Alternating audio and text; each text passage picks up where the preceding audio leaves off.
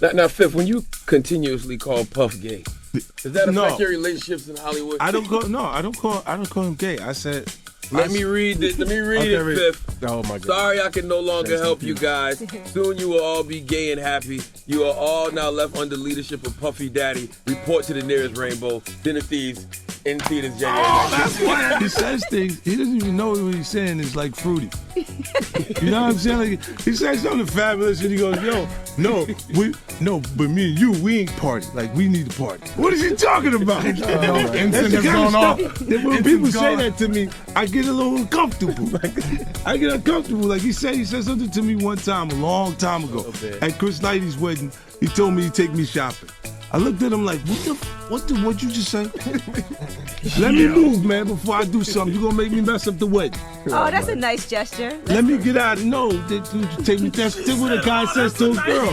Did he do it, right? Yeah. I know you've been heavy on social media talking about it. He did it. And I'm the only one who's been vocal about this long before it actually. But I also didn't participate. I also didn't go to this party. Yeah. So a lot of the celebrity culture that you don't hear saying anything is because they participated. Was there a reason you never went to those parties back in the day? I'm just not with all that freaky shit. Like all of the stuff that he's doing, I'm not into that type of stuff. I'm just a little more, maybe you could say basic or normal. Bad Boy Entertainment. I named it a Bad Boy because I wanted to go against the grain. Anytime you go against the grain, they consider you like kind of bad. Nothing negative, nothing like hardcore. Just, I didn't want to be regular. I didn't want to just make records. I didn't want to just make money. I wanted to make history. And that's all it's ever been about for me, making history. And making music that's timeless. Music that's going to be around when I'm not here, when my kids ain't here. Music that is that good. And having artists and videos and things that, really affect way of life in a positive way. Affect style, fashion, music.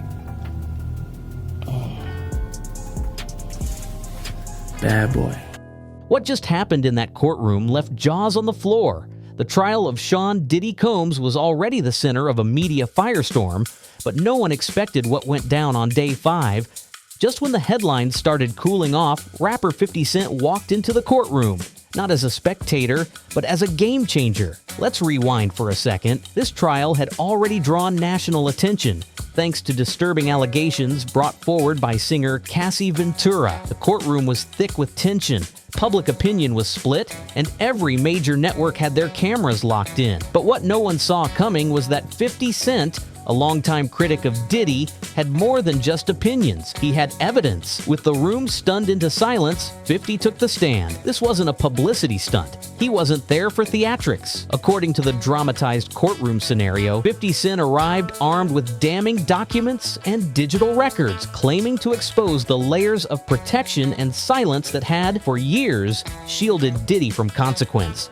He's got everybody on tape. They all know it. For those who were never at these freak-off parties, what were they like? See, this is the thing. Everything that I'm about to say to you is not my first-hand knowledge. It is my first-hand witness account experience. I was a worker. I was a dominatrix before I got my record deal. That's how I know how the dark world and the world and the entertainment world run hand in hand. That's why the movie Blink Twice is so important. Salute to Zoe Kravitz. The workers that I have worked with throughout the years and continue to work with even to this day have worn hidden cameras. I have my own tapes.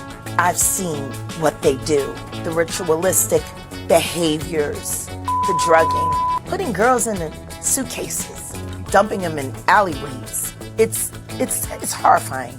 And it's all done under the protection of this is going to be paid off. There's another NDA. This is going to be, it's terrible. It seems to have been something that a lot of people knew about, but people were simply too scared to talk about. Everyone knows. And every person that's sitting there trying to act surprised knows very well. The whole point of this, like Cat Williams said when he sat with Shay Shay earlier this year, the whole point of this is for them in a coordinated effort to pretend like none of it is real for the public's perception. But everyone knows what's going on, and it's been going on for years. It's been going on before Diddy. See, people keep looking at him like he's the Sputnik that came out of nowhere. This is someone who was designed to be what he is. We got to stop making Diddies. And if we're going to do that, then we got to go back. We got to go back to even further, the mentors of these people. Because Diddy was taught how to do what he does systematically. And Clyde Davis has been his greatest teacher.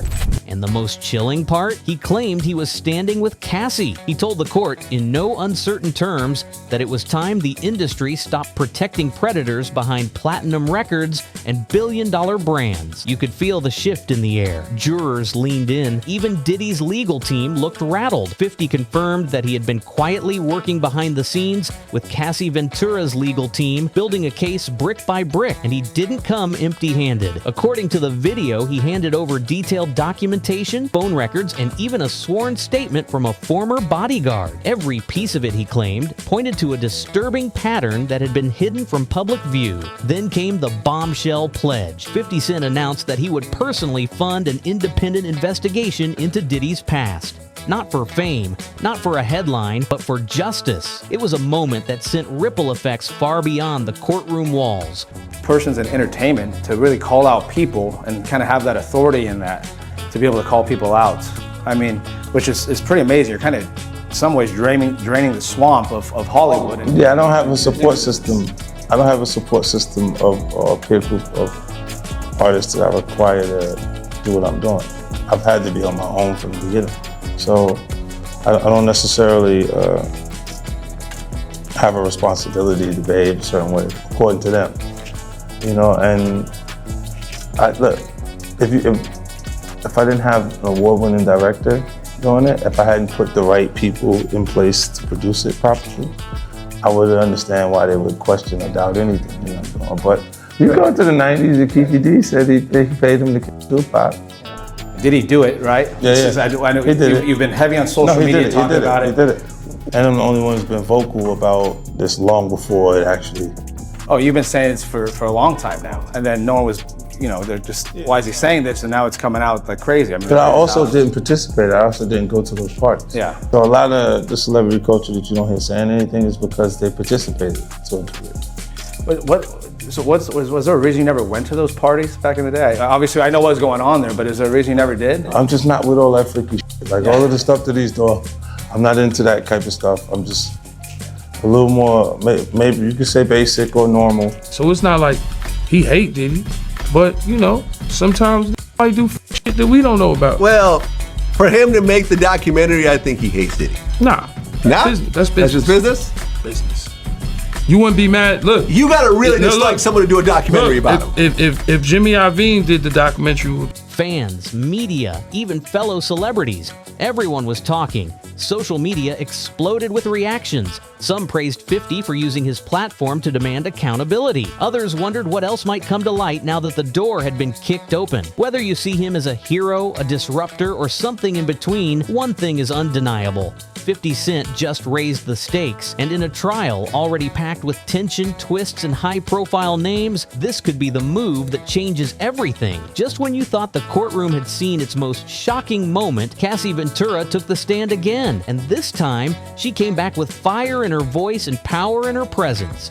Fueled by the unexpected support of 50 Cent, Cassie walked into court like a different person. Gone was the shaky voice from earlier days of the trial. In its place, a woman ready to tell her truth without fear. And what she shared next had the entire courtroom hanging on her every word. She spoke of terrifying control, of being locked inside a guest house simply for texting another artist, of being followed, watched, and constantly monitored by Diddy's team like a prisoner in her own life. The way she described the psychological toll left no one in that courtroom untouched. But it didn't stop there. Cassie then revealed something no one expected, an old forgotten audio recording, recovered from an old device. It was previously unreleased, and it captured a moment that sent shivers down spines.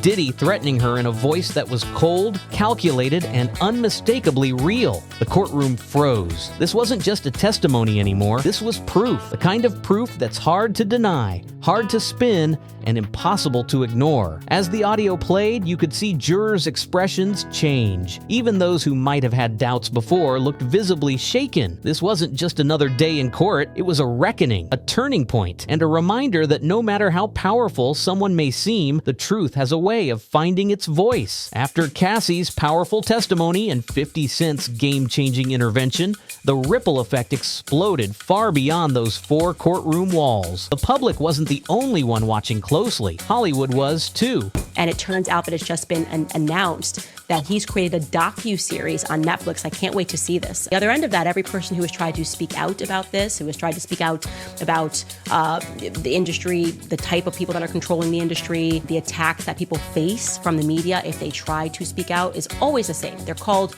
crazy. And an example of one such individual who went through those sorts of attacks is the actor Orlando Brown. He was on Disney, and I remember everyone telling us that he was totally insane and deranged when he was saying a lot of things that at the time sounded crazy, particularly about Diddy. Take a listen.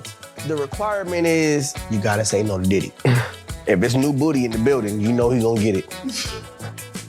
Don't take your girlfriend to a Diddy party. You can take the but he won't you. Diddy, to me, is the fall guy. We are still seeing a major effort to protect the big names, just like with Jeffrey Epstein. And now the industry is starting to turn its back on Sean Diddy Combs. One by one, major celebrities began to quietly, but clearly distance themselves. Usher reportedly pulled back from public collaborations. Mary J. Blige made subtle moves to separate her brand. And even Justin Bieber, once closely affiliated with Diddy, began removing shared content from his social platforms. These aren't just PR adjustments, these are calculated signals. The message? We're out. But it didn't stop there. Some stars went further, voicing open support for Cassie. Cardi B, Drake, Viola Davis, and several others began amplifying messages of solidarity and empowerment. For an industry often accused of looking the other way, this was a major shift. Even more shocking, anonymous industry professionals, from producers to stylists to former staff,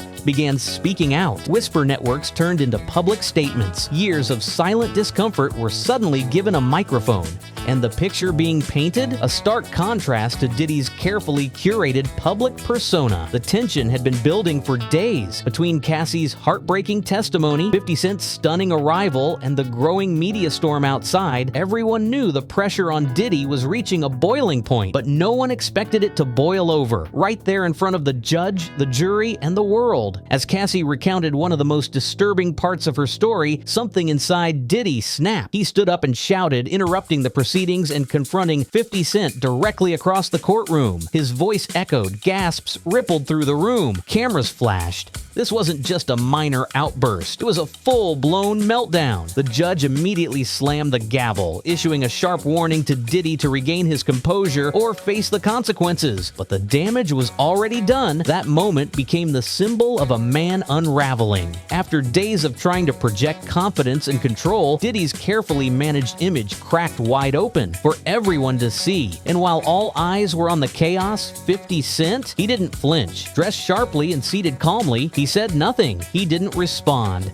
He didn't rise. His silence said more than words ever could. In that moment, he became the embodiment of composure and a living reminder of how far Diddy had fallen. Courtroom insiders later described the moment as the breaking point, a shift, a climax that marked the beginning of the end, because it didn't just show Diddy's temper, it showed the world he was losing control. And let's be honest, in a high-profile trial where perception is everything, that loss of control matters. The courtroom was left stunned, the internet lit on fire, and the narrative, now it had a face. Not just of a man on trial, but of a man breaking under truth, pressure, and the weight of everything he once thought he could bury. Allies begin to shift. Public loyalty starts to splinter. The carefully curated image of a music mogul begins to crumble, not because of rumors, but under the weight of accountability and the courage of those who step forward. As the courtroom becomes a stage, a mirror where whispers finally become testimony, and power is no longer enough to bury the past, it taps into our collective fascination with celebrity justice, and the question we're all asking more often now now? What happens when the truth finally catches up to power? This trial challenges us to think about the systems we support, the silence we accept, and the moments that finally push change into motion. So,